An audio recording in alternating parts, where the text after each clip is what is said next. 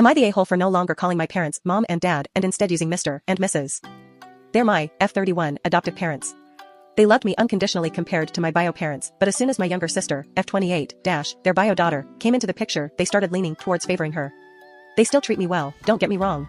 But they have their moments, especially on holidays.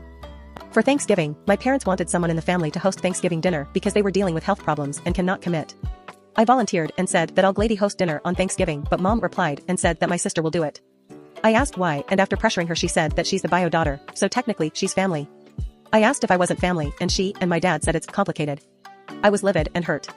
I decided that after this I will no longer be calling them mom and dad. Yes, they're nice to me, but I decided to just start calling them Mr. and Mrs. So WHE they called, I referred to them as Mr. and Mrs. When they visited I still used Mr. and Mrs. Their reaction was to just stare in confusion, but the straw was last night. We were eating dinner, and I turned to Dad and said, Mr. Clarkson, won't you pass me the salt, please? Dad looked stunned.